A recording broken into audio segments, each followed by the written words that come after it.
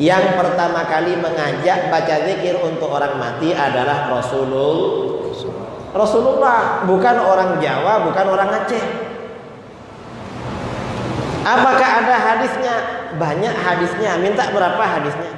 Sahabat bertanya, "Malaka ya Rasulullah tusabbih fatukabbir?" Rasulullah, ada apa? Engkau tadi baca subhanallah lalu baca Allahu Akbar, gak seperti biasanya. Ditanya begitu, Rasulullah menjawab, laqad tadayaqa ala hadzal 'abdi shalih qabruhu. Hamba Allah yang soleh ini benar-benar dihimpit oleh kuburannya. Jadi Sa'ad bin Mu'adz yang meninggal itu, kata Rasulullah, soleh, dihimpit oleh kuburan, apalagi yang tidak soleh. Muhammad nabiyina binuru hadina min Makkah habibi nuru. Yang ingin saya bicarakan adalah tahlil. Membaca tahlil oleh kelompok mereka dibid'ahkan dan dibilang sesat. Tahlil itu gak sesat, karena tahlil itu artinya, maksudnya bacaan-bacaan zikir pahalanya untuk menolong orang yang meninggal dunia. Siapa yang pertama kali membaca zikir untuk orang mati? Yang pertama kali mengajak baca zikir untuk orang mati adalah Rasulullah, bukan orang Jawa, bukan orang Aceh. Apakah ada hadisnya? Banyak hadisnya. Minta berapa hadisnya? Hadis sahih ya, dalam riwayat Musnad Imam Ahmad, riwayat Imam Ahmad bin Hanbal, Imam Al-Baihaqi, Al-Hakim, At-Tirmidzi. Sahabat Jabir bin Abdullah Al-Ansari radhiyallahu an berkata, kata Sayyidina Jabir, kharajana ma'a Rasulillah sallallahu alaihi wasallam ila Sa'd bin Mu'adz yauma mautihi. Kami pergi bersama baginda Rasulullah sallallahu alaihi wasallam menuju kediaman Sa'ad bin Mu'adz pada hari beliau meninggal dunia. Falamma shalla alaihi Rasulullah sallallahu alaihi wasallam thumma dufina wa suwiya alaihi turab. Setelah Rasulullah sallallahu alaihi wasallam mensolatkan jenazahnya, lalu Sa'ad bin Mu'adz itu dimakamkan dan kuburannya diratakan dengan tanah. Jalasa Rasulullah sallallahu alaihi wasallam fawqa qabri. Rasulullah masih duduk-duduk di atas kuburannya, gak langsung pergi. Biasanya pergi tapi masih duduk. Faqal subhanallah tawilan.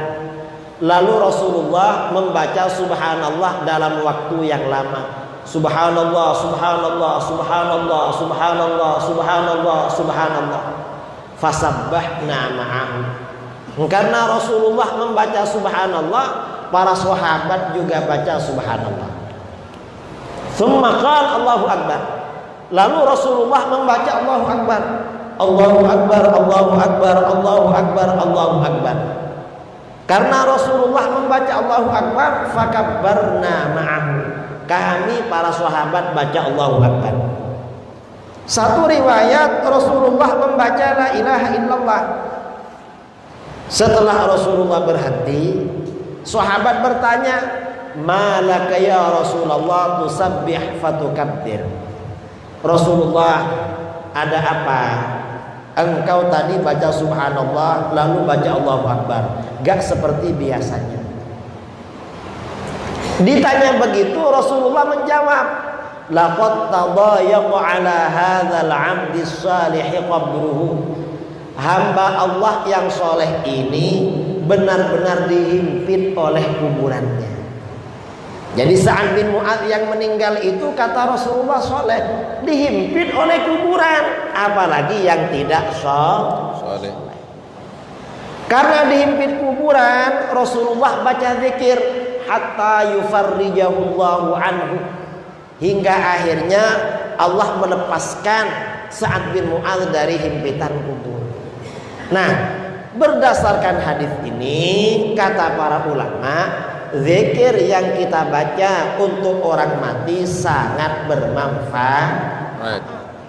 Kalau dihimpit oleh alam kubur akan dilepaskan, kalau diazab akan diringankan, kalau punya dosa akan diampuni atau dikurangi.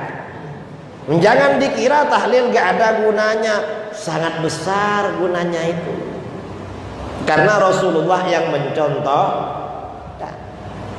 Nah, tahlil ini gunanya untuk siapa? Bukan hanya untuk yang mati, tetapi juga untuk yang hidup. Apa gunanya pergi tahlil bagi yang hidup?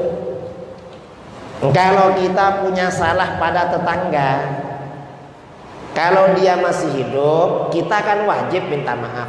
Orang punya salah tuh wajib minta maaf. Gak boleh sombong, biarin, saya gak minta maaf. Lah gak boleh gitu. Karena orang punya dosa wajib mengakui dan bertobat dari kesalahan. Kalau salahnya pada orang, ya minta maaf pada yang bersangkutan. Kalau misalnya kita ini punya salah pada tetangga, belum minta maaf, dia sudah meninggal, maka bagaimana solusinya? Kata para ulama, mendoakan kepada Allah agar diampuni oleh Allah. Ini kata ulama salaf. Ada hadis walaupun dhaif tapi diamalkan oleh para ulama.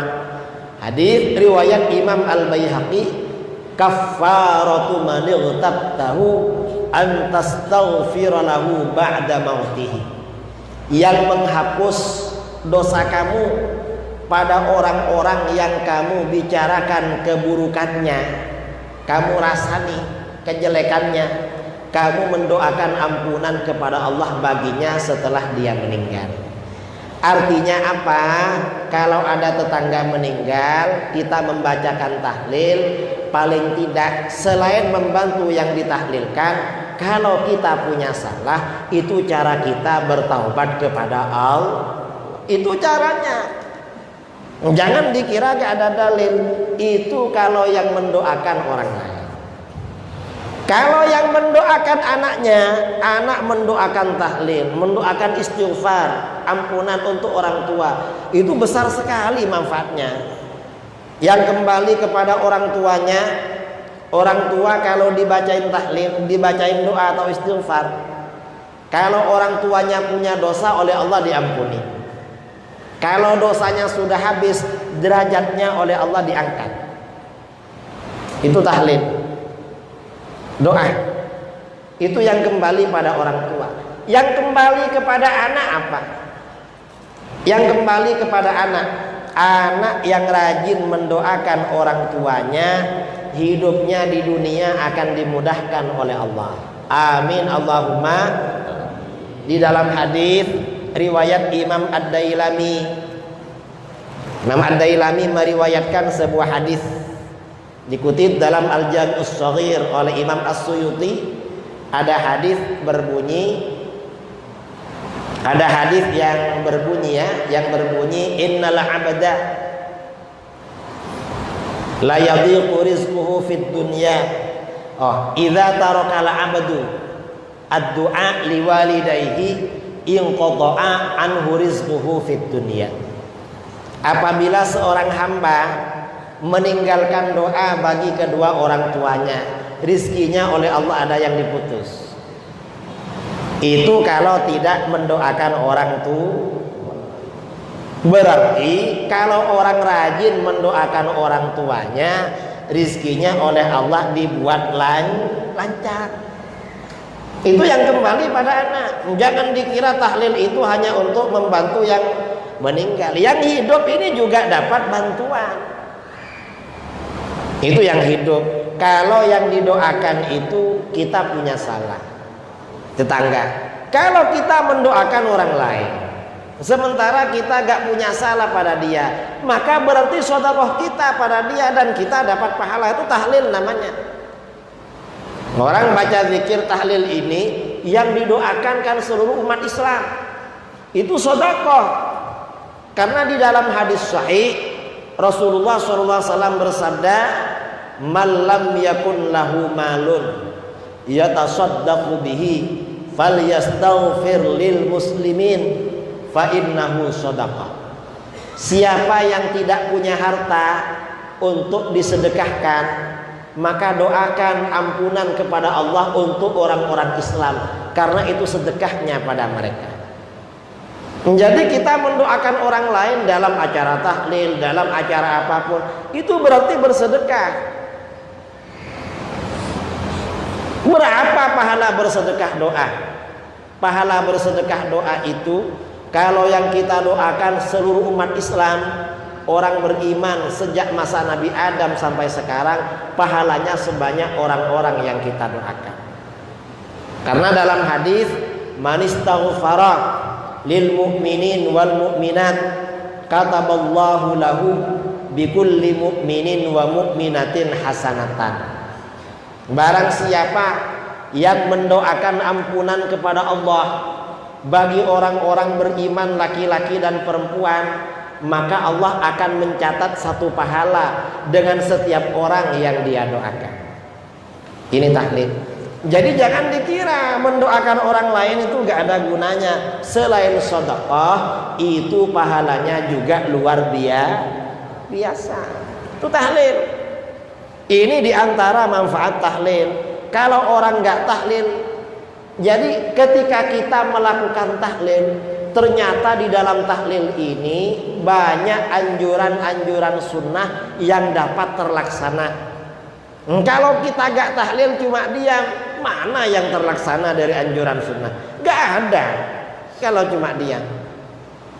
Makanya penting, ini diantara ya, sebenarnya masih banyak lagi, cuma gak perlu disampaikan semua, cukup sebagian lah.